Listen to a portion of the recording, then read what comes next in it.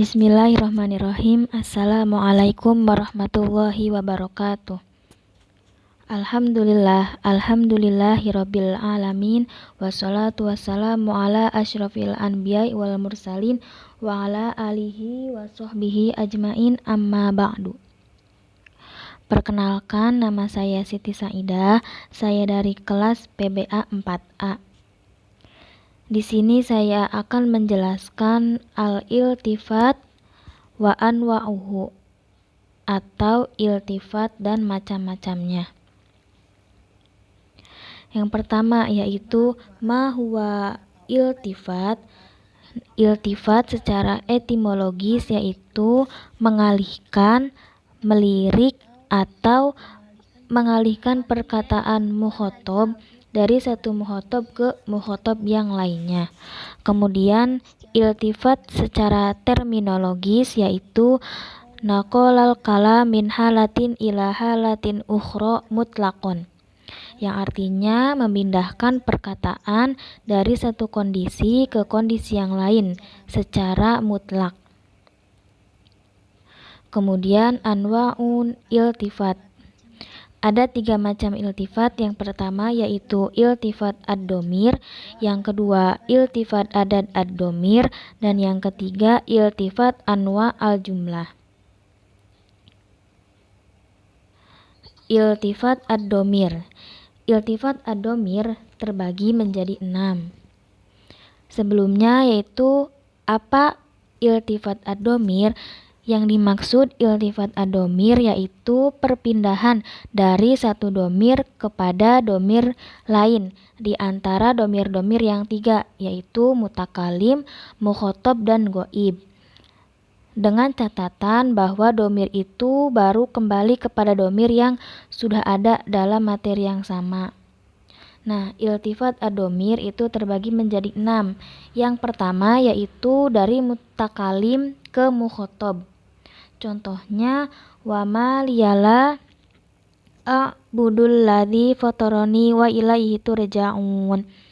Itu ada di surat Yasin ayat 22, yang artinya mengapa aku tidak menyembah Tuhan yang telah menciptakanku dan yang hanya kepadanya kamu akan dikembalikan. Nah, ayat di atas itu domir mutakalim. Wa maliya itu berupa domir mutakalim wa maliya kepada domir mukhotob turja'un. Nah, ternyata domir baru itu domir mukhotob kembali kepada domir yang sudah ada dalam materi yang sama, yaitu domir mutakalim pada wa mali.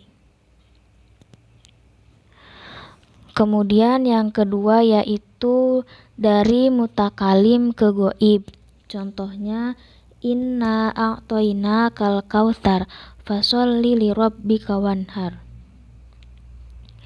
yang artinya sesungguhnya Allah telah memberikan kepadamu nikmat yang sangat banyak, maka sholatlah kamu pada Tuhanmu dan berkurbanlah. Quran surat Al-Kautsar ayat 1 sampai ayat 2. Nah, bentuk mutakalim inna itu berpindah ke bentuk goib yaitu li rabbika. Fasholli li rabbika, yang asalnya fasholli lana. Nah, yang ketiga yaitu dari mukhotob ke mutakalim, yang artinya telah merusak dirimu, hatimu yang sangat ingin mendapatkan wanita cantik, padahal setelah masa muda adalah masa tua. Hati telah memaksaku untuk mendapatkan Laila, padahal sangat jauh hari-hari untuk mendekatinya dan banyaknya penghalang di antara kita. Nah, yang menjadi contohnya itu lafad bika dan yukallifani, yang asalnya liyali wa yukallifuka. Kemudian yang keempat yaitu dari mukhotob ke goib. Contohnya hatta idza kuntum fil fulki wajaroyina bihim,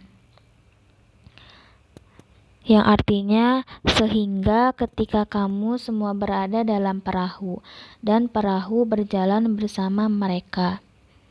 Nah, dari bentuk khotob kuntum itu berpindah ke goib yaitu bihim, yang asalnya bikum, artinya bersamamu semua. Kemudian yang kelima dari goib ke mukhotob. Contohnya na'budu iyyaka malik yaumiddin. Allah yang merajai hari pembalasan, yang kepadamu aku menyembah. Nah, lafad malik yaumiddin itu merupakan bentuk goib, lalu berpindah ke bentuk khotob yaitu iyyaka. Kemudian yang terakhir yaitu dari goib ke mutakalim. Contohnya wallahul ladzi arsalar rih fatusiru sahaban fasuknah, yang artinya Allah yang telah meniupkan angin, lalu angin itu menerjang mendung, lalu Allah menggiringnya. Quran surat Fatir ayat 9. Nah, lafaz Allah merupakan bentuk goib yang berpindah ke bentuk takalam yaitu fasuknahu.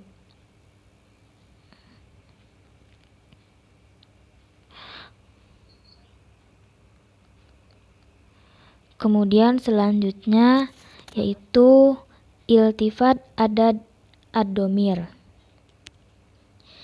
Ada dua macam iltifat ad-domir. Yang pertama yaitu dari mutakalim mufrad kepada mutakalim ma'al ghair.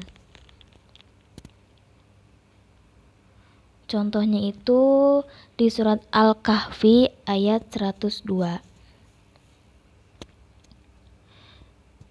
Afahasibal ladzina kafaru an yattakhidu ibadi min duni awliya inna a'tadna jahannama lil kafirina nazala, yang artinya maka apakah orang-orang kafir menyangka bahwa mereka mengambil hamba-hambaku menjadi penolong selain aku.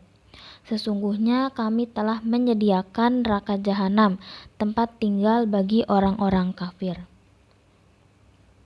Nah, ayat di atas itu menggunakan gaya bahasa udul yang berpola pada iltifat. Perpindahannya itu terjadi pada bilangan domir, yaitu pada kata ibadi,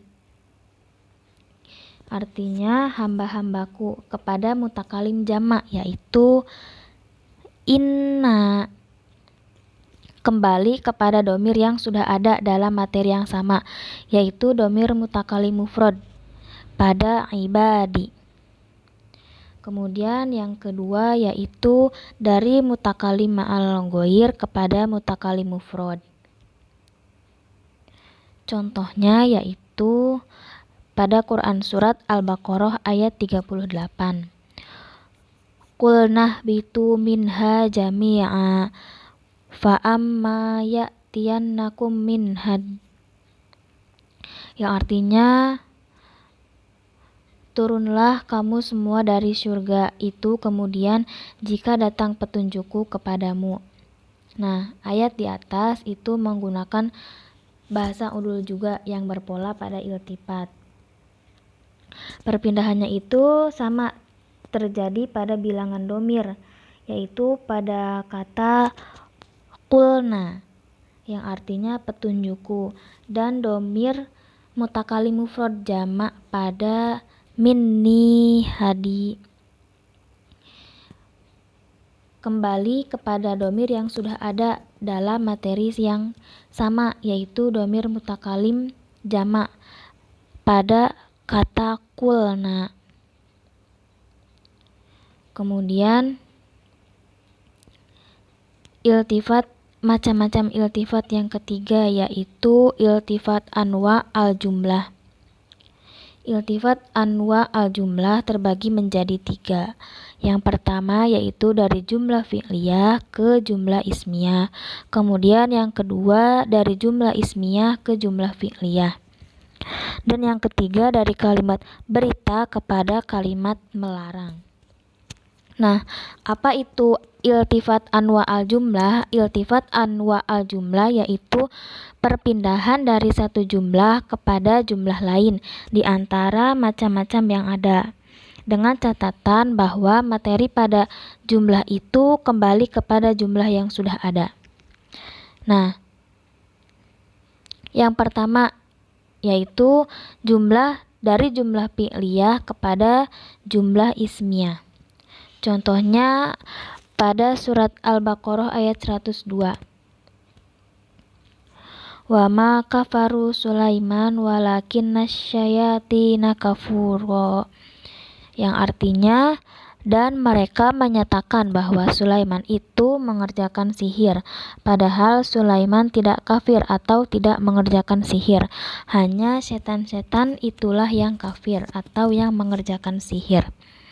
Nah, di ayat tersebut itu menggunakan pola iltifat yang berupa perpindahan anwa al-jumlah atau ragam kalimat, yaitu dari jumlah fi'liyah